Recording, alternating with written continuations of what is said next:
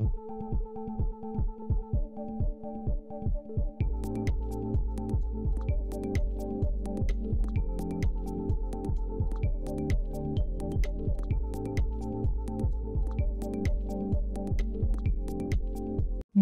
maya sempat dihebohkan dengan viralnya video anak bos roti yang menganiaya salah seorang karyawatinya beberapa waktu lalu. Hal itu pun mendapat tanggapan dari warganet. Tak butuh waktu lama pihak aparat akhirnya dapat menangkap George anak bos roti tersebut di salah satu hotel. Tertangkapnya George ini pun mendapat perhatian khusus dari berbagai kalangan. Tidak hanya warganet, anggota dewan pun menyoroti kasus ini. Bahkan dalam acara dengar pendapat dengan anggota dewan, George diduga psiko oleh salah satu anggota dewan.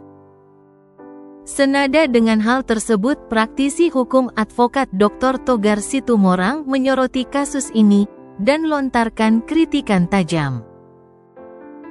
Simak sebagai berikut. Salam, saya advokat Dr. Togar Situmorang.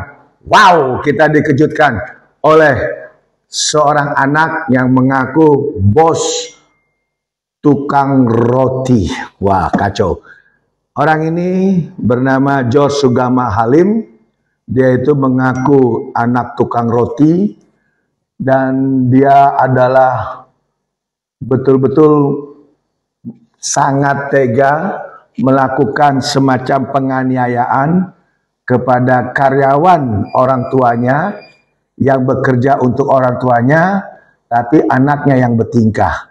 Nah, inilah fenomena yang terjadi, yang kita sangat sayangkan. Fenomena itu terjadi kepada karyawan daripada tempat orang itu bekerja.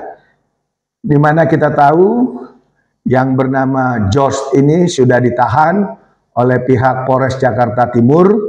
Namun yang perlu kita soroti dan kita harus pastikan bagaimana proses ini bisa sampai di persidangan. Jangan sampai adanya yang namanya perbedaan dalam hal perilaku, dalam hal penanganan di pihak kepolisian. Sebagai contoh, ada dugaan anak ini melalui kuasa hukumnya dimungkinkan akan mengajukan penangguhan penahanan dan seterusnya dan seterusnya. Nah, sampai detik ini juga kita lihat di dalam pers kompres tidak ada anak tersebut menggunakan baju orange, masih tetap hanya berkaus oblong. Itu bagian daripada yang wajib kita lihat kenapa ada perilaku atau perlakuan istimewa. Yang perlu kita lihat adalah peristiwa terjadinya penganiayaan ini itu diawali adanya permintaan dari bos, anak bos ini yang bernama George kepada karyawan untuk mengantar makanan ke kamarnya. Namun karena ditolak, maka anak ini marah dan melakukan penganiayaan. Dan juga pada saat itu terjadi, anak ini gembar-gembor bahwa anak ini kebal hukum. Sementara kita tahu negara kita adalah negara hukum, tidak ada orang yang kebal dari satu proses hukum. Nah, lantas yang ketiga yang patut kita ketahui bahwa dari peristiwa tersebut, anak ini itu peristiwa ini, si korban ini telah membuat laporan dari bulan Oktober. Hampir 2 bulan berlalu, penganiayaan yang jelas-jelas itu adalah tindak pidana murni, delik umum biasa yang harusnya bisa diproses. Namun kita sangat sayangkan proses itu tidak berjalan maksimal. Baru Desember, itu pun karena viral di media. Dan lantas yang keempat, dengan kejadian ini membuat warganet ataupun masyarakat sangat geram, apalagi orang ini bukan orang sembarangan, backingan ataupun pergaulannya dengan beberapa lapisan terutama TNI.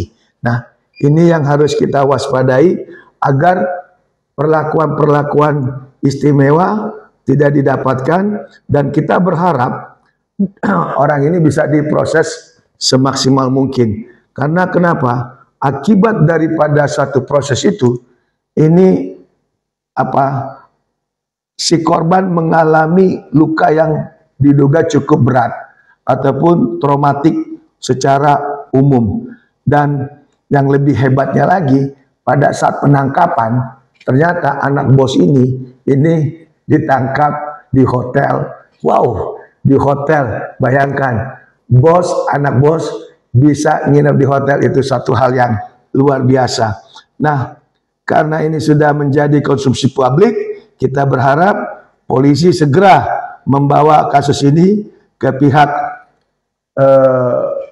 pengadilan untuk disikapi, sehingga dugaan-dugaan bahwa anak ini kebal hukum itu bisa terbantahkan.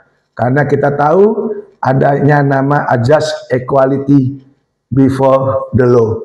Artinya hukum di mata masyarakat sama. Tidak boleh ada perilaku istimewa. Saya, Advokat Dr. Togas Tumorang, berharap orang ini bisa diproses karena pasalnya 351 ancamannya lumayan, yaitu 5 tahun. Itu bisa secara maksimal segera diseret ke pengadilan tanpa ada perlakuan istimewa. Demikian dari saya, Advokat Dr. Togas Tumorang. Kita kawal bersama agar kasus ini bisa sampai di pengadilan. Salam keadilan.